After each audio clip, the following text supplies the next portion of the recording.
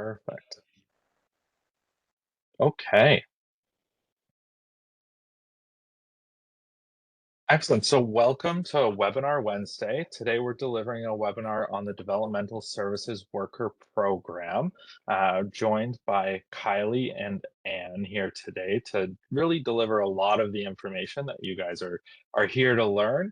I'm here for the introduction side. So before we jump in, I do want to go over the agenda. So we're going to cover some welcomes, introductions, and land acknowledgement, talk about the Developmental Services Worker Program and how one program really does it all, experiential learning opportunities offered through the program, including simulations, community-based projects, and placements, how you can use transfer credits and prior learning assessments and recognition to get a little bit further ahead in the DSW program, as well as employment options and further education pathways that are available to you.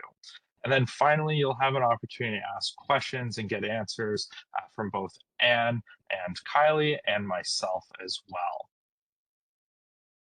Before we begin, I do want to do a land acknowledgement. Fleming College respectfully acknowledges that we are situated on the Michi-Sagi lands in the traditional territory covered by the Williams Treaties. Miigwech to the Michi-Sagi peoples for allowing us to continue our work in your territory. And next, we're going to watch a brief video on Fleming College in general, and it really outlines everything that you can expect to experience on any of our campuses. And pay attention to it. There's some interesting things that happen during it, and see if you can point those out.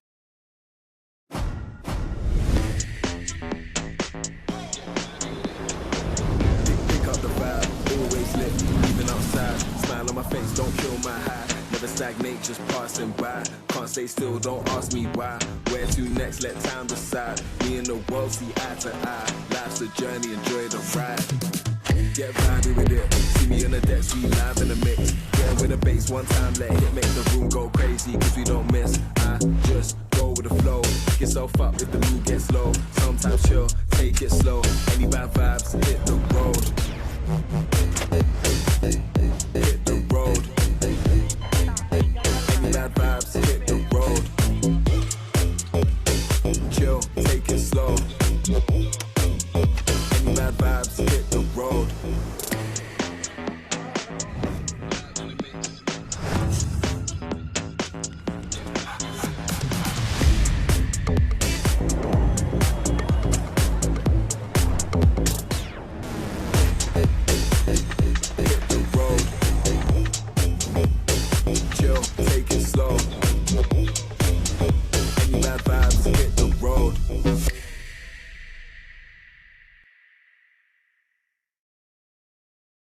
Perfect. So the one thing that I really like to point out in that video is that there's not any slow-mo pan of students in a lecture hall with 400 other people, right? It's all hands-on learning, experiential learning. Don't get me wrong, there are some lectures and there's some times that you have to sit down and listen to your instructors and your faculty, but a lot of it is that hands-on, so much so that earlier in the agenda, we have a whole piece dedicated to those experiential learning opportunities. So getting into some introductions, my name is Matt Thompson. I'm the manager of recruitment and conversions here at Fleming College. And then we have Kylie Doherty, who has over 10 years of experience in the developmental services worker field. Kylie brings a strong commitment to supporting individuals through a person-centered approach and promoting meaningful community inclusion. Kylie currently works as a transition planner at Alternatives Community Program Services, supporting youth and families and bridging the gap between youth and adult developmental services. Over the past 3 years, Kylie has also served as a contract faculty member in the DSW program here at Fleming, helping prepare future professionals through practical instruction, mentorship, and student-centered learning. Passionate about fostering inclusion, empowerment, and student success, Kylie combines extensive frontline experience with a collaborative and supportive teaching approach. We also have Ann on the call today, and Ann is a registered social worker who has served as a full-time professor and program coordinator for the Developmental Services Program at Fleming for the last 14 years. She also operates a private consulting and training business focused on person-directed planning and independent facilitation for people with intellectual and developmental disabilities. Before entering education, Anne worked for 20 years in developmental services agencies and an additional 10 years across broader health and social services sectors, including home care, youth justice, restorative practice, youth shelter work, and supervised access. Anne is committed to strengthening the developmental services workforce through education, leadership development, and capacity building to enhance the quality of supports and increase recognition of the profession. She holds a Master's of Social Work degree with a specialization in Human Services Management and Leadership. Her work focuses on promoting a sustainable, qualified, and healthy workforce with particular attention to the health, mental health, and systemic needs of developmental services professionals. She is also dedicated to supporting privately employed workers and caregivers serving individuals with intellectual and developmental disabilities through individualized funding models. As co founder of the Independent Support Worker Network in Ontario, and continues to advocate for networking, capacity building, and evidence informed best practices while teaching in the DSW program at Fleming College. That's a lot to say that you are in good hands when you come here at Fleming with both Kylie and Ann, and as well as many of our other fantastic faculty members. And with that, I don't think there's much more I could add, so I'm going to hand it over to Kylie to talk about the great program here. Wonderful. Thank you so much, Matt, for all those introductions. Good afternoon, everyone. We are so excited that you're here with us today. As Matt mentioned, there is a lot of faculty in this program who are really passionate about what we do, and the environment and faculty at Fleming is just so exciting to be a part of. So, specific to the Developmental Service Worker program. So we are one program that does it all. We have multiple employment options and opportunities within one diploma program. So that's the really exciting thing with the Developmental Service Worker program, is that you can actually take that diploma and work within the health services field, social services, mental health, education. You can really decide, what pathway or multiple pathways for employment opportunities you would like to take.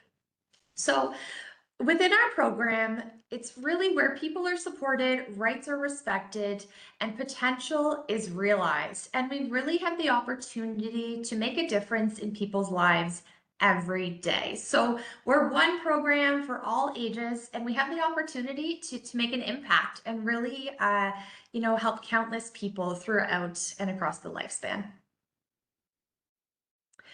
So I would love to start off our presentation with a student testimony. So within our program, we really focus on supporting inclusion, advocating for human rights, and changing people's lives. And it's really an incredible opportunity to make a difference in individuals' lives and within the community. So our student testimony that we have here is from a previous grad student.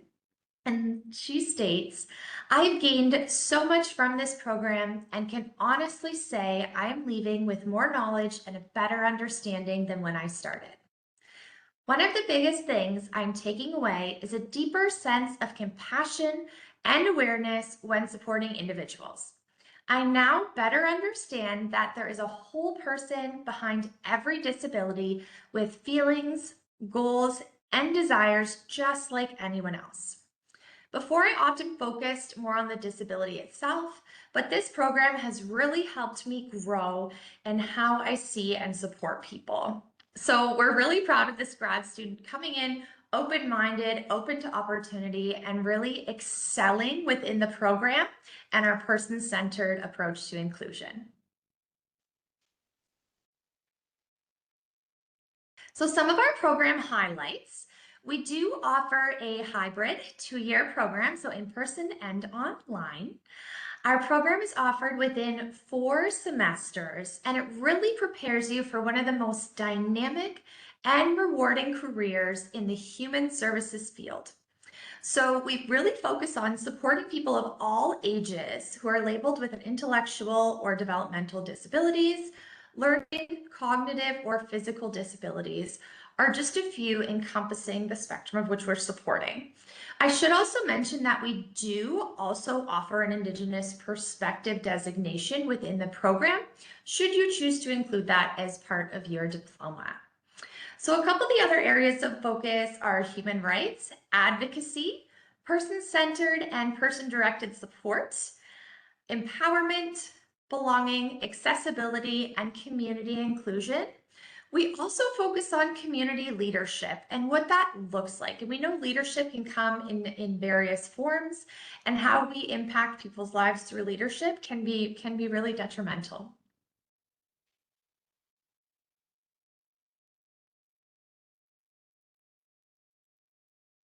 So we do also offer within the program experiential learning, in-class simulations, community projects, and placement opportunities.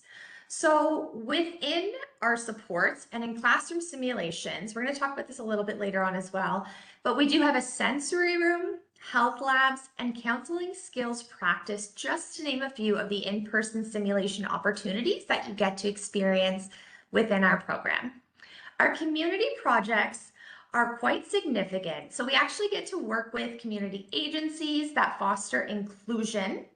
And a couple examples of this are our March Break Camp, Spread the Word to End the R Word, and different fundraiser opportunities. Within our placements, you actually have the opportunity to complete 2 placements while your time here within our program, or sorry, 3 placement opportunities, 2 placements, 3 opportunities. That being said, in semester 3, that starts out as 2 days per week. So you'll actually be in class the other 3 days of the program, but 2 days you'll be on site at placement. In semester 4, we ramp that up a little bit. So you're actually in a 2 7-week placement opportunities. That is a full 5 days a week on site placement. So in your last semester, semester 4, you'll be on site Monday through Friday, depending on the hours of flexibility and what that looks like for you, but your block is full placement, but it's divided into 2 separate opportunities. So that could range from residential supports, education supports. It's really tailored to the experience that you have and the direction that you want to head within that. I also just wanted to make a quick note within our program and the hybrid opportunity. Some of our courses offer an online portion that includes the in-person portion. So there could be 1 hour of online participation, and then following later in the week with an in-person seminar opportunity to really focus on those practical and more hands-on learning opportunities. So as we love our feedback from the program, and it's just a real testament to the passion that our students have and the learning opportunities. So another testimony from a previous student, graduate within our program, states, "Today was also my last day of placement. And honestly, it was a very emotional day for me.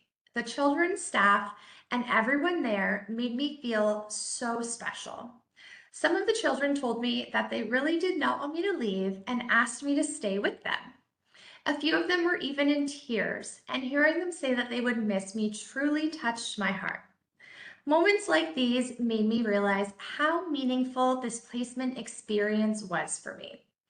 Everyone told me that I really did well during my placement."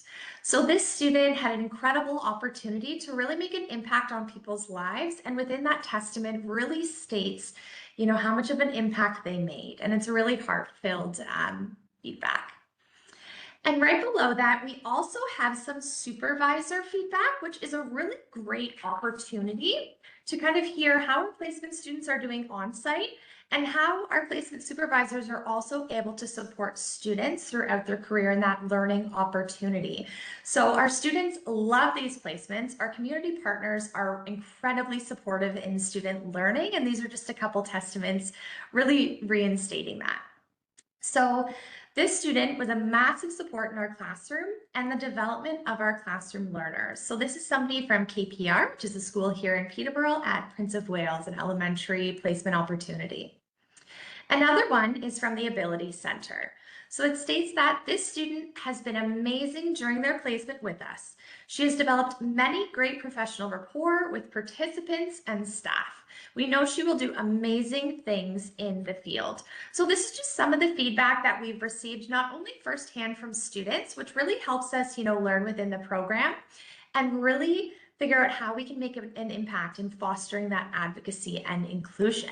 And then also hearing the feedback from placement supervisors is so beneficial because not only are you learning in the classroom, but you're getting that hands-on field experience, which is so crucial when you're building a resume, when you're looking at career exploration opportunities. And so like mentioned in the chat, Ann states that, we love placements and our community partners are incredibly supportive to our placement students on site. And that's really what matters. So within our classrooms, we do a lot of hands-on learning. So in the picture above, we have our sensory labs.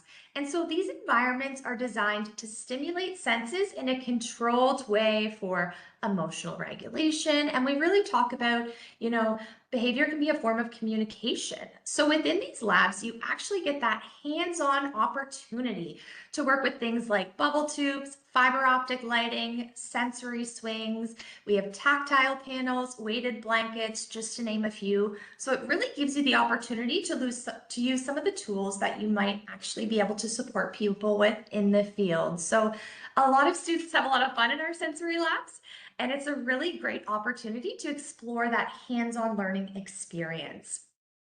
Another lab that we offer is our health skills lab.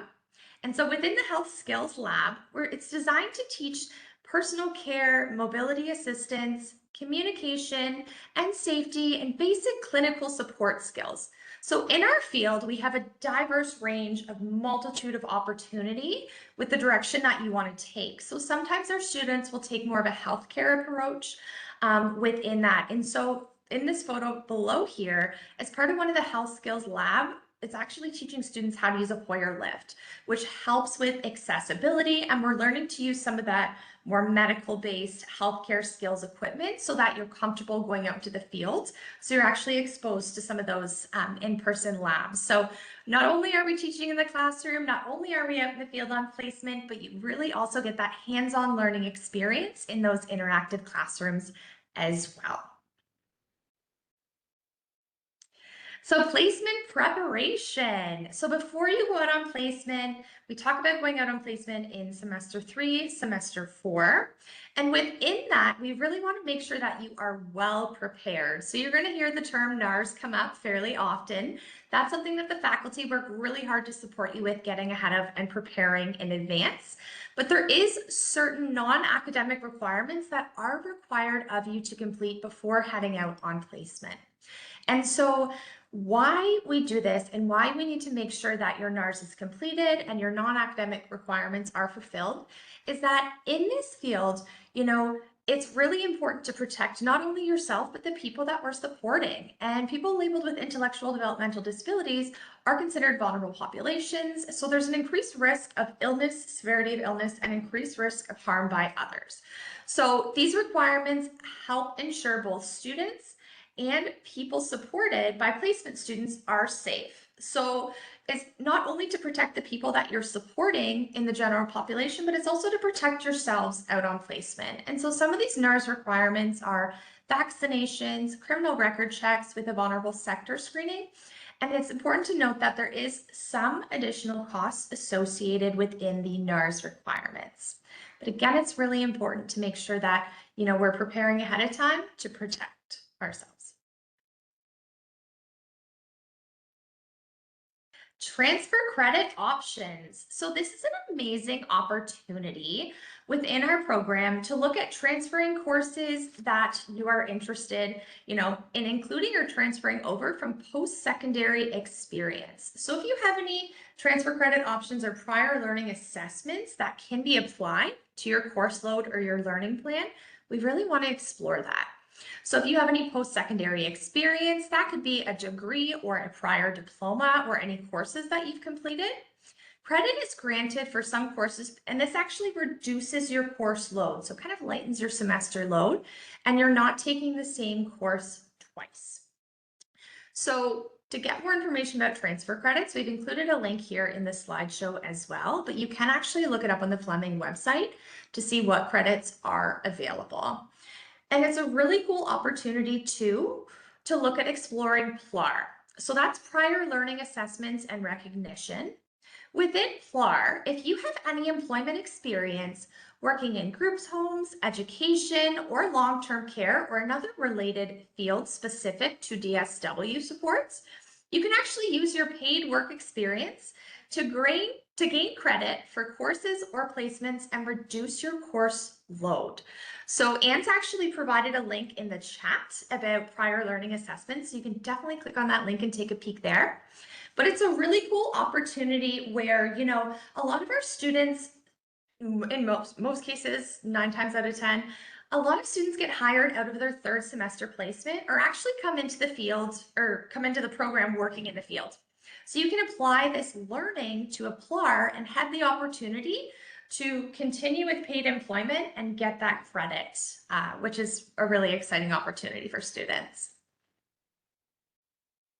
Employment options. This is a big one. So we talk about kind of looking at that picture early on in the presentation and the 4 different directions, you know, really generic that you can take with the DSW diploma.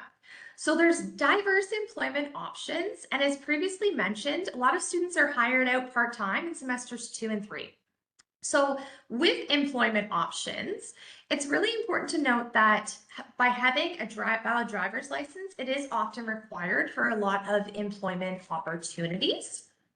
And so within that, you can head in the direction of group living, living skills community programs, employment supports, dual diagnosis, kind of encompassing mental health and addiction, justice services, transitional support, which, as Matt had mentioned in my bio, that is something that I'm actively supporting in the high schools. And so I'm really bridging that gap from youth developmental services to adult services, and really looking at how do we support with those real life transitions, because we know throughout somebody's life things can change. And so as DSWs, we can really make an impact with supporting with those changes and making people feel, you know, well supported and well prepared to make their own choices, and really use that person-centered support within our program. You can also explore employment through person-directed planning, family supports, independent supports, as mentioned in Ann's bio, dementia senior support, or schools as educational assistants. So you can actually kind of overlap different employment opportunities. So even though we're one DSW diploma, there is a multitude of employment opportunities within our program itself.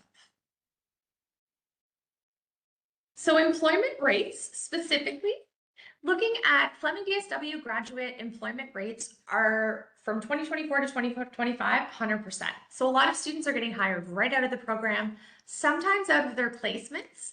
And it provides a multitude of employment success rate opportunities.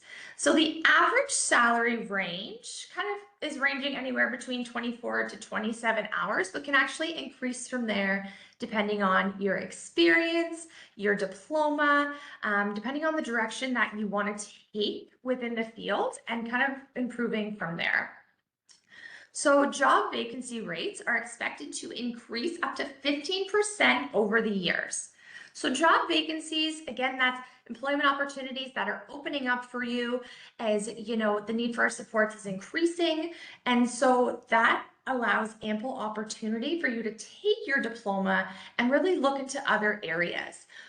One of our faculty in the program took her DSW program to go out and is offering a self-employment course, and is actually running her own business and has done so for the past 10 years. So not only can you get within the field and look at connecting with other community agencies, it's an amazing opportunity to explore employment in different levels. And within that 15% increase too, with your experience from placement, you can actually kind of choose the path that you want to take. And even if you're not hired right out of placement, it's building your resume, it's building your experience. And in this field, experience goes a long way because we're constantly learning and supporting. So, pathways to other post secondary training opportunities. So, these are some of the formal agreements that we have, and some that we see students pursuing after the program itself. So, to continue your education, you can actually take the DSW diploma and explore your learning and education further within the bachelor's degree program in social work, a bachelor's degree in child and youth care, bachelor's degree in education psychology, bachelor's degree in psychology, bachelor's degree in disability studies, autism and behavioral sciences, applied behavior, nursing is another opportunity, PSW programs, and communication disorders assistant, just to name a few. So again, these are just a couple of the formal agreements that we have, but we can actually support you with that pathway and looking at what courses you might have that you could apply to that program or degree to make that smooth transition and really expand your education further. And the nice thing as well is if you come into the program with your degree that you've already received and you're really looking to gain that hands-on experience, for example, if you're coming into the program with a psych degree, we can actually look at those transfer credit opportunities. And you might not necessarily need to take some of the psych courses because that prior learning can be applied to that pathway and really speed up that process. So our faculty does a wonderful job at supporting the transfer credits and looking at how we can create the most successful pathway for you at your time at Fleming College. Okay, so as I am wrapping up, I am very passionate about the Developmental Service Worker program. As Matt mentioned, I've been in the field for the past 10 years, so I'm really excited for new student opportunities and to see, hear your feedback and the directions that you guys want to support with that education pathway. So that being noted, it is your turn. Is there any further questions that you would like to ask now or in the chat as well? We'll give people a minute to take a look there.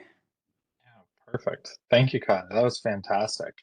I learned a lot, which is always nice. So that's great. And yes, anybody in the chat, feel free to ask some questions here.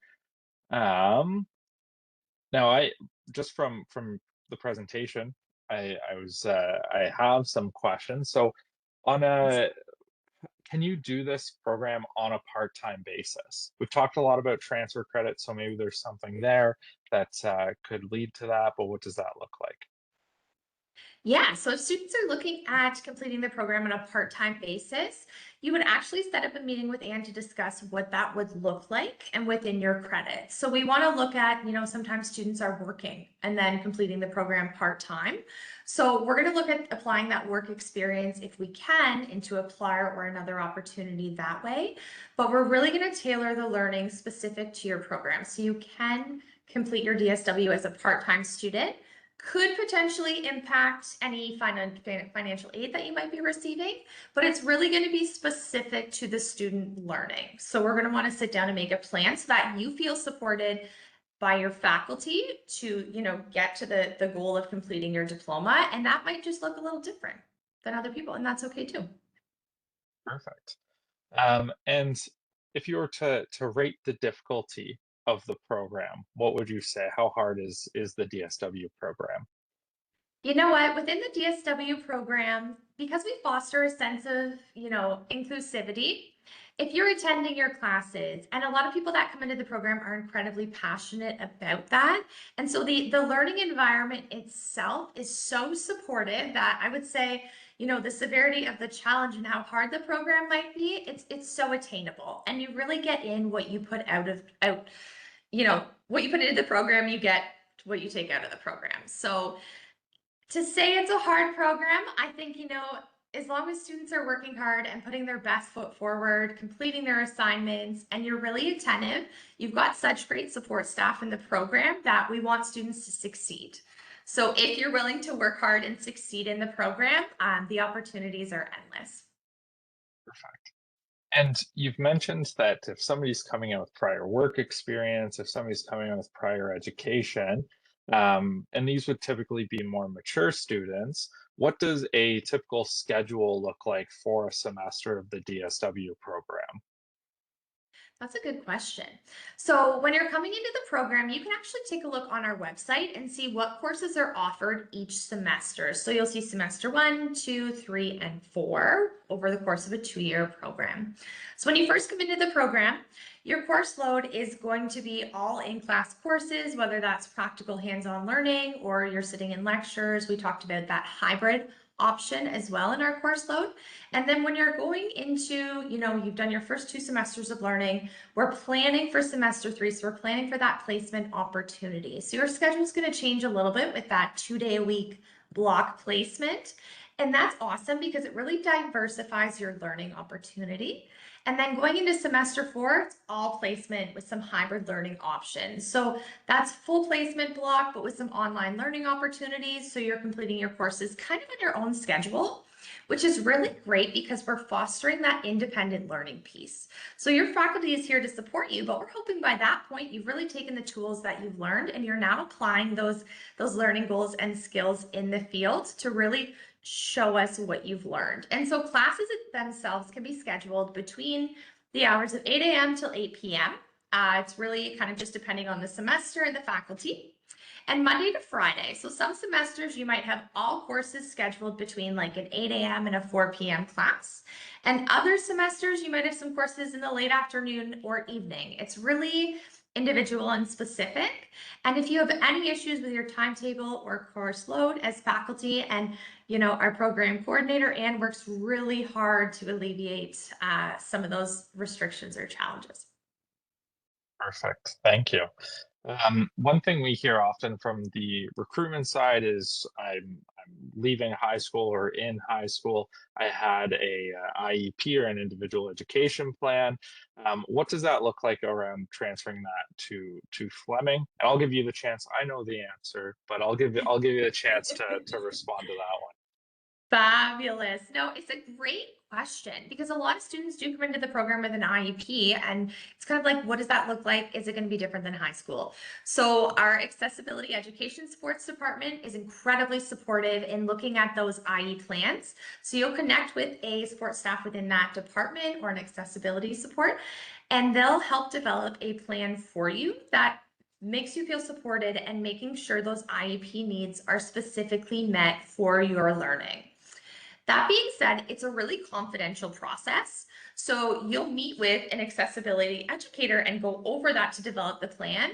And then that will be sent to your faculty. So you could choose to have the conversation with your faculty about what that support might look like, how you want to be supported. If there's something different as faculty that we could do to support you, that's really important for us to know as well. But it's a really confidential process. So we're giving that information to be able to provide supports for you. And students are supported by accommodation services at Fleming and helping develop that coursework plan. So there's a multitude of resources available to support you within student success, like tutoring, student success advisors, and it's really tailored to your own specific learning plan. But as mentioned, only you need to know that plan, and it's sent to your faculty, and whether you choose to have that conversation or not, it's entirely your choice. But as faculty, we are here to support you and we want you to succeed. So it's really important if you need extra support to let us know so we can advise you in that direction. And I think the nice thing about Fleming is that there's so much diversity in supports. There is a wealth of supports available for you. You can look at them online. You can always ask your faculty. You can ask Matt if you see him on campus. You can talk to your faculty and directors about it, have a conversation with Ann. But we as faculty have the opportunity to learn from students as well. So I think it's amazing when students can come to us, and we actually learn a lot throughout our program and how to support. So because we're such an inclusive learning environment, there's a multitude of supports available for you at Fleming. Perfect. And the one thing I would mention too that's different than say high school or if it was implemented in high school and you've been a few years out is a lot of the self-advocacy. We're not necessarily watching for that and referring, so you would have to seek those supports out, and by by hearing this, you know that it's available, you know that we can support there, but it is that self-advocacy side, because something that may have been created for you years ago may not fit at this point. Maybe you've developed coping skills that you would prefer to continue on instead of something that was implemented years ago for you. So that's where that self-advocacy comes in on the IEP side. Perfect. Thanks, Matt. No problem. Perfect. So in terms of like specific any specific financial assistance like bursaries or scholarships for this program, for the DSW program, anything like that? Yeah, so we do have a financial aid office at Fleming, and so you can look at exploring OSAP opportunities regarding financial aid, bursaries that are available. We always encourage students to apply within that. We do have some online links too through the Fleming website about different bursary opportunities. Really cool too to explore bursaries that might be available within your community. So even if you're not from Peterborough or surrounding area, you can look that up online. But Ann Perfect has posted a link in the chat that you can actually click right there to explore different bursaries at Fleming College. You can look at deadlines and look at different other kind of financial supports that might be available for you. There is a lot of them on there, and we always encourage students to apply, regardless if you think you might be eligible or not. But if you're meeting some of those eligibility requirements, really important to apply, because any financial aid is so beneficial. And like to add to Matt's point of self-advocacy, we are here at Fleming to support students, but it's really important for you to advocate, for yourself and really explore those opportunities. Yeah, I agree. And annually, just from the bursaries and awards side, it's about $2 million that goes out that we have available. But it's not always handed out because we don't have enough applications. And it's really easy after day 10 when you start on my campus, your internal software. It's one application that applies you for 99.9% of them. And you don't have to go through that list. It's great that Anne is sharing that list, but don't get overwhelmed. You don't have to go through and pick and choose. You just do one application, and it would apply you to the majority of them. And then it would be awarded on an as needed basis. So definitely a great piece to have, and definitely apply for it. Even if you don't think you're going to meet the requirements, apply for it anyways. Absolutely. Perfect.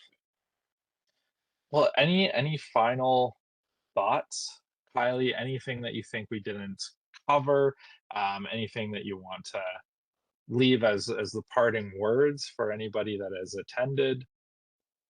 Yeah, and I think too, like there's also some specific DSW awards that total about, $500 based off of resilience, some based off of grades. So there's multitude of awards, not only through Fleming, as Matt had mentioned, but those community agency awards as well.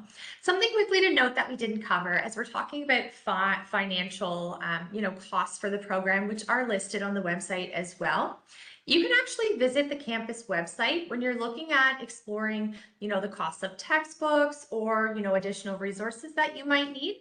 So you can actually look up your course codes on the bookstore website, and that will link you to those resources so you can purchase them and you know how much kind of cost you might need to be saving or looking at. And I think too, when we talk about DSW programs, it's just an incredible opportunity to explore a multitude of employment diversified portfolios within the developmental service field. And we have the opportunity to really make an impact on people's lives. Might be the people that we're supporting, might be the people that we're working with, might be on campus in the college, might be new students coming up through and really looking up to you as their peers or having those conversations with past students. I think, as a whole at Fleming College, our sense of community inclusion and really focusing on self-advocacy and being there and creating this fostering sense of inclusion and community really opens a lot of doors at Fleming. And it's just an amazing opportunity. We hope to see you in the program. We love new faces. And like I said, we as faculty can learn a lot from our students as well. And this field, there's constant learning. There's constant learning, new legislation, new opportunities, and you can really ramp up your portfolio and create a really successful career for yourself if you're heading in this direction. So I'm very excited to be a part of your learning journey and your time at Fleming College, should you choose to attend our college. Thank you, Matt. Thank you very much, Kylie and Anne, for attending this webinar Wednesday for the Developmental Services Worker program. Thank you to all our attendees and anybody watching afterwards as well. If you need any support, you can reach out to ask us at flemingcollege.ca or Anne's email, ann.hines@flemingcollege.ca, and ask your questions, get support that you need, and be connected that way. Enjoy the rest of your day, everybody. Bye now.